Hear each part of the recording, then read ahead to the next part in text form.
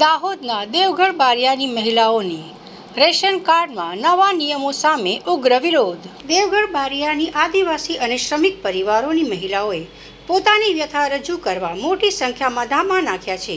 સરકાર દ્વારા અત્યોદય ration card ધારકો માટે વ્યક્તિ દીઠ 7 કિલો અનાજ આપવાનો જે નવો નિર્ણય લેવાયો છે તેનાથી ગરીબ પરિવારોના ચૂલા ઓલવાઈ જવાની નોબત આવી છે. મહિલા સંગઠનનો આક્ષેપ છે કે મોટા અને શ્રમિક પરિવારો માટે મહિને માત્ર 35 કિલો અનાજ બિલકુલ પૂરતું નથી. મોંઘવારીના આ જમાનામાં સરકાર દ્વારા રેશનના જથ્થામાં ઘટાડો કરાતા ગરીબ પરિવારોમાં તીવ્ર અસંતોષ વ્યાપ્યો છે. મહિલાઓએ આવેદનપત્રમાં માત્ર અનાજનો જથ્થો વધારવાની જ નહીં પરંતુ રેશનિંગ વ્યવસ્થાની અન્ય વહીવટી ખામીઓ તરફ પણ તંત્રનું ધ્યાન દોર્યું છે.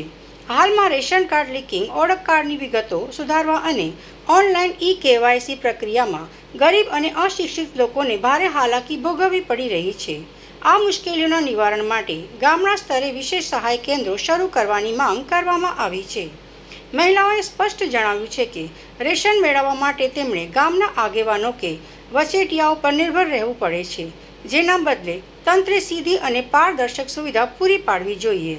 આજે અમે દેવગઢ મહિલા સંગઠન 90 ગામમાં કામ કરીએ છીએ અને આજે જે અમે અહીંયા કલેક્ટર શ્રીને આવેદનપત્ર આપવા માટે જે આવ્યા છે એમાં અત્યારે જે અન્ન સુરક્ષાને લઈને જે અંત્યોદય રેશન કાર્ડમાં જે વ્યક્તિવાર આપવાના છે અને અંત્યોદય રેશન કાર્ડમાં જે ઘટાડો થઈ રહ્યો છે એને લઈને આજે અમે દેવગઢ મહિલા સંગઠન વતી આજે દરેક 90 ગામમાંથી અમે જે સંગઠન અમારું કામ કરે છે એમાંથી બહેનો જોડાય અને સાથે આવ્યા છે કે અમારી જે એકલ વિધવા છે, પછી વંચિત સમુદાય છે, દલિત સમુદાયમાંથી જે અમને અંત્યોદય રેશન કાર્ડ છે એમાં જો ઘટાડો થશે તો અમારા માટે 2 ટકના રોટલા માટે ફોફા પડશે.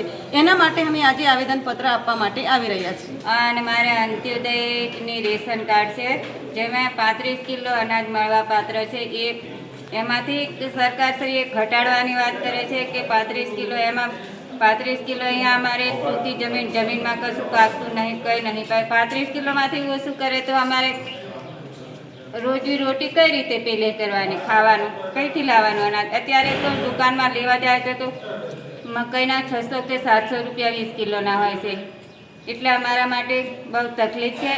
રેશન કાર્ડમાં ઉડતાનું અંત્યોદયમાં 5 કિલો વધારે મળે એ સારું, પણ ઓછું ઘટાડો કરી આ બહુ મુશ્કેલીની વાત છે. જ્યારે મારું અંત્યોદય કાર્ડ છે અને અંત્યોદય કાર્ડમાં 35 કિલો અનાજ મળે છે, એ પણ મહિનો નથી ચાલતું તો બીજી મજૂરી કરવી પડે છે અને અનાજ મેળવવું પડે છે. તો અમે તો અનાજ ઓછું કરશે તો અમારે કેવી રીતના જીવન જીવવાનું? અત્યારે વિધવા બેનને પતિ પાછળ પત્નીનો હક લાગે એવું કહે છે, પણ જ્યારે પત્નીઓને જ્યારે વિધવા થાય ત્યારે એને તણસોડીને સાસરીમાંથી પિયરમાં કાઢી મૂકવામાં આવે છે.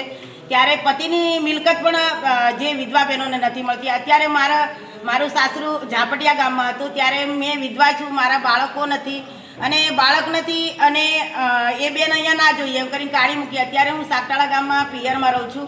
મારા પિયરમાં પણ મારા બાપની જમીન 30 ગુંઠા જમીન છે, એમાં 18 લોકો જમનાર છે ને તે પણ 2 મહિના 3 મહિના અનાજ ચાલે પછી બધા દન કાળી મજૂરી કરીને જીવવું પડે છે. તો આવી બહેનો માટે શું કરી શકાય? અને અમેથી ઓછું કરશે તો જીવન કેવી રીતના જીવી શકાય? એવો મોટો પ્રશ્ન છે અમારા માટે. અને અમે જે દેવગઢ મહિલા સંગઠન વતી અમે અહીંયા લગભગ અમારા 90 ગામમાં કામ કરે. જ્યારે પંચમહાલ જિલ્લો હતો ત્યારથી સંગઠન બન્યું હતું.